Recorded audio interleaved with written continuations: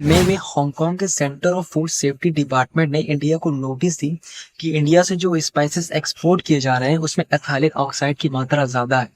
लेकिन सबसे common mistake customer की क्या रहती है कि दे blindly pick up any product from the market.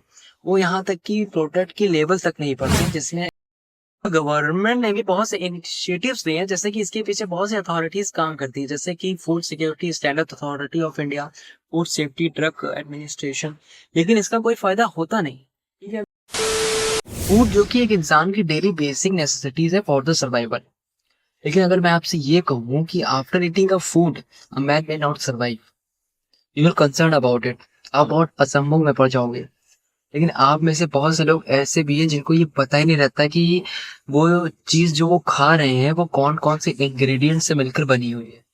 और जिनको पता भी रहता है कि भाई कौन कौन से इंग्रेडिएंट से मिलकर वो बनी है, even it is harmful substance, they continue to eat with a point of view कि इंडिया में सब कुछ चलता है। And that's the reason why food adulteration is increasing in India. Food adulteration Hindi में बात करें तो खाने में होने वाली कुछ मिलावटें। आप बाजार से बहुत से ऐसे प्रोडक्ट्स खरीदते होंगे जो कि हार्मफुल सब्सटेंस से बने रहते हैं। और हार्मफुल सब्सटेंस इसलिए मिलाए जाते हैं क्योंकि इसकी क्वांटिटी बढ़ाई जा सके, जिससे इसकी क्वालिटी कम हो जाती है और प्राइस रिड्यूस करके आपको बेच दिया जाता है फॉर गेनिंग सम प्रॉफिट। और यही सब्सटेंस आपकी बॉडी के लिए बहुत हार्मफुल रहता है। और ज्यादातर मिलावटें उन चीजों में की जाती हैं जो कि हम अपने रोजमर्रा की जिंदगी में यूज करते हैं, जैसे कि दूध।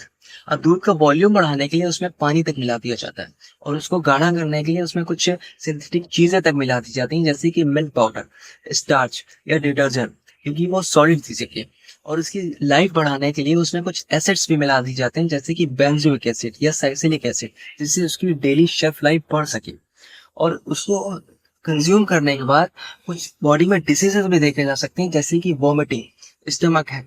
और ज्यादातर उन लोगों में देखे जाते हैं जिनके इम्यून सिस्टम बहुत कमजोर होता है, जैसे कि हमारे 6-7 साल के बच्चों में। तो यहाँ तक कि हमारे डेली यूजेस स्पाइसेस, हमारे मसालों में भी मिलावट की जाती है, जैसे कि टर्मरिक, हल्दी पाउडर। हल्दी पाउडर में क्रोमेट पाउडर मिला के उसकी मात्रा बढ़ाई जाती है। क्रोमेट पाउडर क्रोमिक एसिड से मिलकर बनता है, जिसका रंग येलो रहता है, इसलिए उसे हल्दी में मिला दिया जाता है। चिली पाउडर में लाल रंग और लाल मिट्टी मिला के उसकी मात्रा बढ़ाई जाती है। नमक में व्हाइट पाउडर मिला के उसकी मात्रा बढ़ाई जाती है, और उसके बाद इसे मार्केट में बेच दिया जाता है। इसी से रिलेटेड एक केस भी आया था अभी हाल ही में, अ कपल ऑफ मंथ एगो।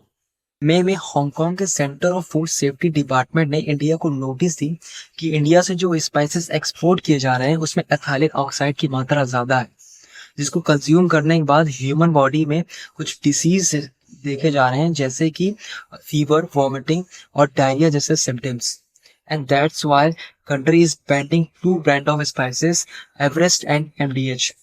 And after all Singapore and Nepal also banned these two spices. और सबसे हैरानी की बात तो ये है कि जो मसाले हांगकांग, सिंगापुर, नेपाल और बहुत सारे यूरोपियन कंट्रीज में बैंड हैं, वही मसाले इंडिया में फ्रीली सेल किए जा रहे हैं और लोगों के द्वारा फ्रीली कंज्यूम भी किए जा रहे हैं।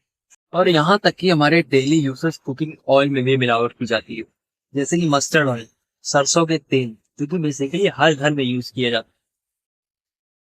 तो इसी से रिलेटेड 1998 में दिल्ली में एक इंसिडेंट हुआ था, जहां पे बहुत से जगहों में सरसों के तेल में एल्गेमॉन ऑयल मिला दिया जाता था। इसको हम सत्यानाशी कहते हैं हिंदी में, जो कि एक अमेरिकन वनस्पति है जो कि भारत में बहुत जगह पाए जाते हैं। इसको हम कहते हैं एल्गेमॉन मैक्सिकाना ऑयल, जिसकी सीड में येलो ऑयल निकलता है उसको तोड़ने से।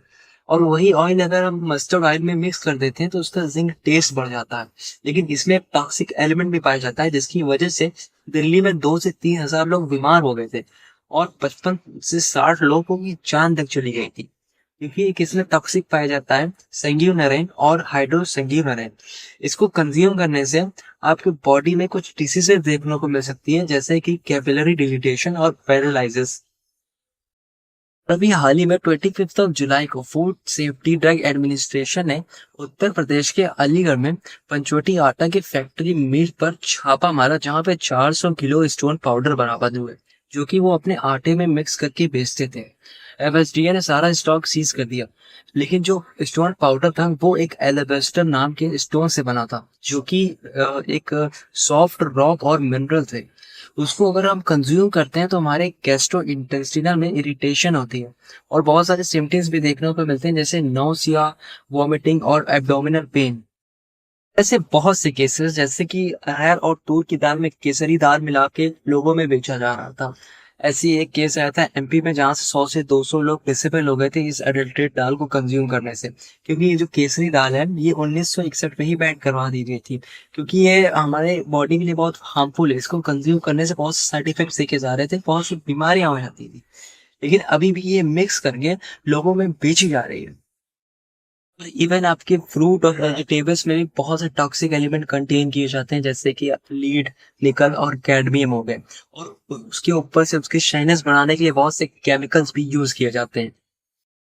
लेकिन सबसे कॉमन मिस्टेक कस्टमर की क्या रहती है कि दे blindly pick up any product from the market.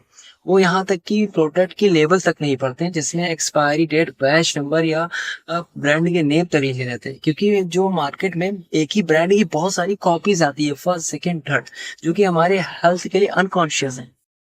Government ने भी बहुत से इनिशिएटिव्स लिए हैं, जैसे कि इसके पीछे बहुत सी अथॉरिटीज काम करती है, जैसे कि food security standard authority of India, food safety drug administration, लेकिन इसका कोई फायदा होता नहीं। ठीक है, अभी मैंने हाल ही में आपको एक इंसिडेंट बताया, जहाँ पे अलीगढ़ में पंचवटी आटा के फैक्ट्री मिल पे 400 किलो स्टोन पाउडर बरामद हुआ, लेकिन इंस्टेड ऑफ कंपनी के लाइसेंस को सील करने के बजाय वो इसके स्टॉक को सीज करके आ गए।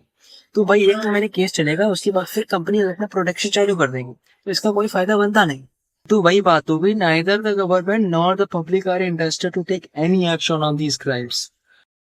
और अगर इसे कंट्रोल में नहीं लाया गया तो भाई फूड पॉइजन के तो केसेस हर साल बढ़ते ही रहेंगे। हमारी कंट्री में भी बहुत से इम्पैक्ट पड़ेंगे, जैसे पहला जो कि इकोनॉमी पे इम्पैक्ट डालेगा। भाई इसी हिसाब से अगर मिलावटी सामान मार्केट में बिकते रहेंगे तो कंज्यूमर का विश्वास मार्केट के प्रोडक्ट से चला जाएगा, जिससे सेल्स गिर जाएंगी, और इवन जो कि जेन्युइन प्रोडक्ट बिक रहे हैं उसकी भी सेल गिर जाएगी। तो इससे हमारे इकोनॉमिक ग्रोथ पे बहुत इम्पैक्ट पड़ेगा। और सेकेंड जो कि एग्रीकल्चर में भी इम्पैक्ट डाल सकते हैं। भाई ऐसे मिलावटी सामान अगर बिकते रहेंगे तो फार्मर्स इससे डिस्करेज होते हैं हाई क्वालिटी प्रोडक्ट प्रोड्यूस करने में, और इससे हमारे एग्रीकल्चर में भी बहुत इम्पैक्ट डालेगा। और आखिरी और सबसे अहम, इंटरनेशनल ट्रेड पे इफेक्ट डाल सकता है, जैसे कि adulteration can lead to a ban of Indian food exports, जैसे कि हाल ही में अभी हांगकांग, नेपाल और सिंगापुर ने अपने अपने देशों में इंडियन स्पाइसेस को बैन कर दिया है। और ये स्पाइसेस की बात नहीं है, पिछले 5 सालों में यूरोपियन कंट्रीज और एशियन कंट्रीज को मिला के 400 से ज्यादा प्रोडक्ट्स बैन करा दिए गए हैं इंडिया के। तो अगर इसे रोकना है तो government should take initiate action on this. और सबसे पहला काम हमें ये करना पड़ेगा कि कंज्यूमर में एक्टिवनेस और अवेयरनेस फैलानी पड़ेगी उनके प्रोडक्ट को लेके, जो कि वो अपने डेली लाइफ में यूज करते हैं। और कंज्यूमर को ब्रांड कॉन्शियस बनाना पड़ेगा, क्योंकि बहुत से कंज्यूमर क्या है कि भाई वो चीपर प्रोडक्ट के ऊपर रिलाई करते हैं, क्योंकि उन्हें ये नहीं पता रहता है कि भाई वो प्रोडक्ट की क्वालिटी के साथ नहीं बल्कि अपने हेल्थ के साथ कॉम्प्रोमाइज कर रहे हैं।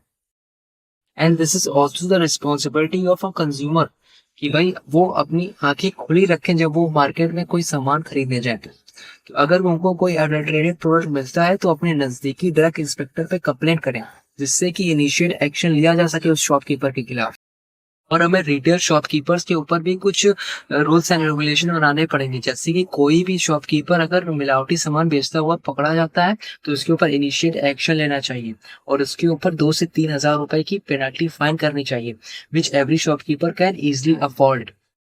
और इसी के डर की वजह से रिटेल शॉपकीपर्स अडल्ट्रेटेड प्रोडक्ट्स रखना बंद कर देंगे, और इसकी सप्लाई भी कम हो जाएगी, और जब सप्लाई कम हो जाएगी तो इसकी मैन्युफैक्चरिंग प्रोडक्शन भी कम हो जाएगी।